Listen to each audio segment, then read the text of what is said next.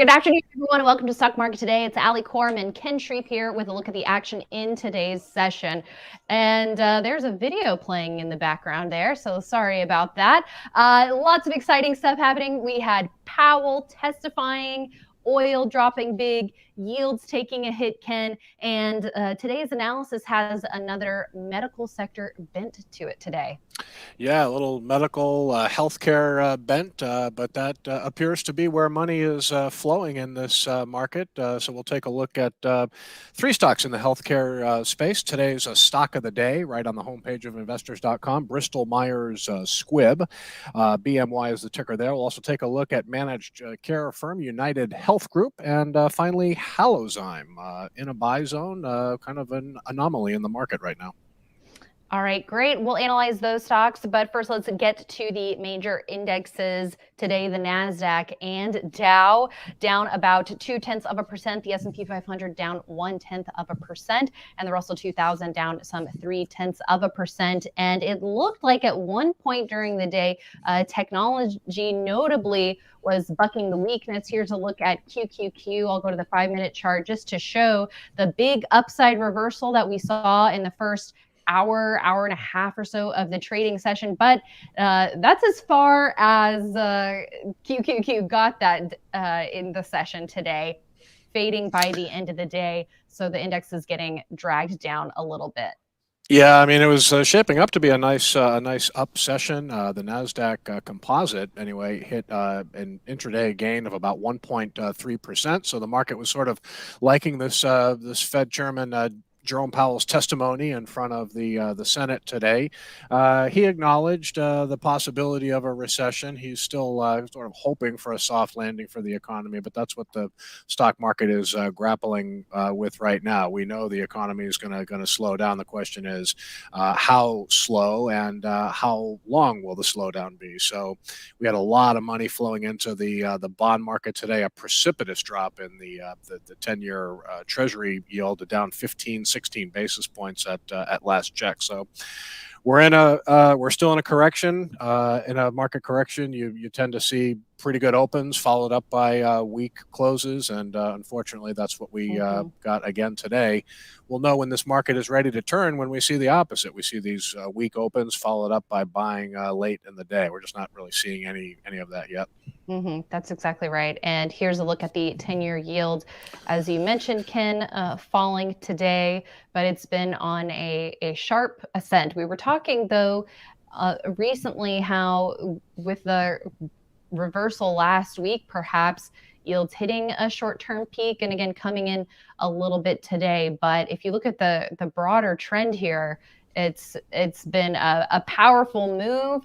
Are we hitting a level at which we could see a pause here? I guess that's the question now.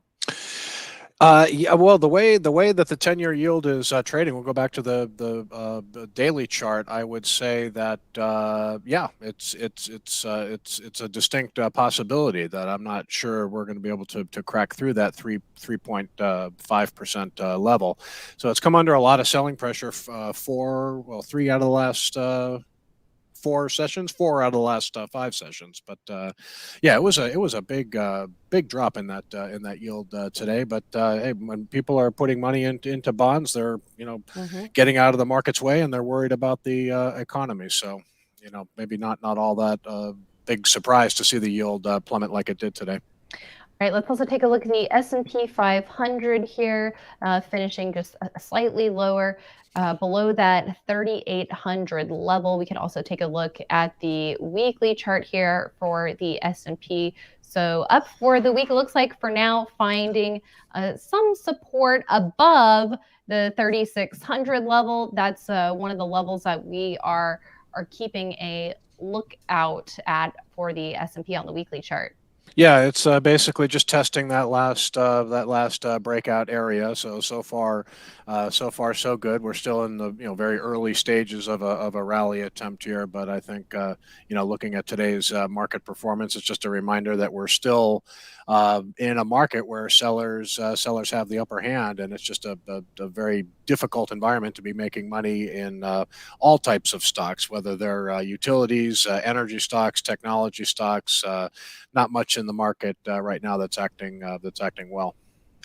All right. Well, perhaps a couple of bright spots in the medical sector, including BMY, Bristol Myers Squibb, retaking a key level here after a strong session on Tuesday, holding above the 50-day line today, finishing around flat, but arguably actionable here. Of course, we have this backdrop of broad market weakness, severe weakness, but BMY holding up exceptionally well. Yeah, from here we'd like to see it just kind of hold above that 50-day moving average. If it knifes below the 50-day line again, I think that would not be a good sign. But it did make a nice powerful move. Not much volume yesterday when it closed above its 50-day moving average. It extended gains today, but the weakness in the broad market pulled it down late. But I think this is a good one for the watch list. Again, right on the homepage of investors.com, the stock of the day has got a nice in-depth story, fundamentally, technically. Of course, Bristol Myers back in 2019, they closed their big acquisition, $74 billion acquisition of Celgene, put them smack dab in the oncology market. They've also got a strong pipeline in immunology and also cardiovascular drugs. So this is just a market titan, and it is setting up here. The question is the market going to let it break out like it did earlier this year? Because it did trend very nicely before settling into its current consolidation. Yeah, there's a nice breakout there, and just kind of moving sideways, and we'll see if it can muster another upward move. And its relative strength in 2022 notable. If you go to the monthly chart, it does give you a little bit of a different picture, but actually I was surprised to see going back all the way to its .com era highs, this 75.80 level was where it previously topped out then, and then again in 2015 as well. So looks like if it can continue to flex its relative strength, that it can get into a new high territory. Yeah, it's distinctly possible when you have a really robust pipeline like Bristol Myers does. You look at the weekly chart here, you can see several up weeks in a row. That's a very positive sign. And here's that was a monthly chart we were looking at. Sorry, but yeah, the weekly's just got nice tight sideways action, and the reason we're talking about it is just nice sideways movement, and it is a breakout candidate. Okay, great. And moving on, let's take a look at UNH. So far for the week, up over 8%, Ken, and finding support at a level that it's very familiar with as a stair stepper stock over the last couple of years, and that's this black line here, the 40-week line. So a pretty reliable area of support in past years. We did get the first close below that level in quite a long time last week. So good to see it retaking that level this week. Yeah, seeing a lot of money flowing into this group right now. So this is not a single stock moving in the managed care group. So what I like about UnitedHealth is how it powered above the 200-day moving average yesterday with some pretty good volume. And there was also volume in the stock today. So that tells you there's, might be some big investors in there starting to accumulate the stock. I don't think it's actionable now, but, it is close to breaking out over a trend line. I'd really like to see this thing move above the 500 level and even that recent high of 507. So, yeah, buying it now at 489, I think it's still a little risky, but to see volume come into the stock the past 2 days, and you've got like a nice second leg down in this pattern that undercut the first, so it's got the elements of a double bottom. But I would just be patient with this one and see if the accumulation continues, and if it can take out that 500 level with some conviction, with some volume. I think it's an actionable stock. Okay.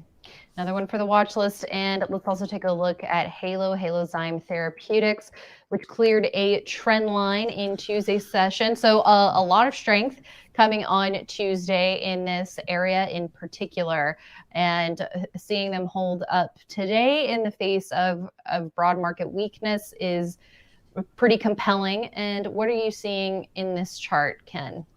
Well, just seeing relative strength. I mean, this is an interesting company. Not sure what happened when the company reported fourth quarter results in January, because they did show declining earnings and sales. But then first quarter earnings and sales ramped right back up. You've got a big estimate next year for 2023. This stock, to me, looks actionable right now, just off the 10-week moving average. So it's a mid-cap stock, market cap just north of $6 billion. Very liquid. It's got some good fund sponsorship, and very interesting product that Halozyme has. They basically have a technology that facilitates drug delivery. Injected drugs and fluids. So it seems to be kind of a niche market that this company is dominating, and really good technical setup here. You don't see a lot of weekly charts that look like this. Just kind of finding support where it should at the 10-week moving average, and some biotech stocks showing signs of life here. Yeah, exactly. That's what I was about to say as well. A lot of biotech and just more broadly the medical sector seems like you said, money flowing there, more attention on this area, as we're seeing money rotate out of oil and gas and other areas that have been leading so far this year. Coal, for example. So as we continue to try to beef up our watch list, Ken, clearly we want to be focusing on that relative strength, that technical health, and it seems like the medical sector is one of the areas where we're seeing the most of that. Yeah, and I would just caution people. We knew that oil and gas stocks, for example, were a nice pocket of leadership, and but the selling in the oil and gas sector in recent days has really been severe, and it just doesn't look like these stocks are going to be ready to resume a leadership role anytime soon. A lot of violations of key support levels. So it could be healthcare. The medical sector in our database is a pretty big sector. We've got something like 10 or 12 different subgroups in the healthcare sector, and we looked at 3 different stocks today: a drug maker like Bristol Myers, a managed care company like UnitedHealth, and then you've got a biotech here. So leadership seems pretty spread out in the healthcare medical sector, and I think it's definitely one worth watching.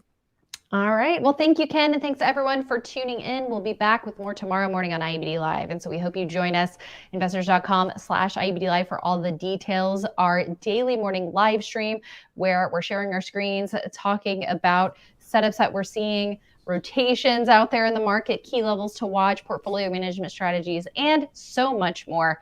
And we always love interacting with our audience every morning as well for the first 90 minutes or so of the trading session. So we'll see you there tomorrow morning, and we'll see you right back here after the close.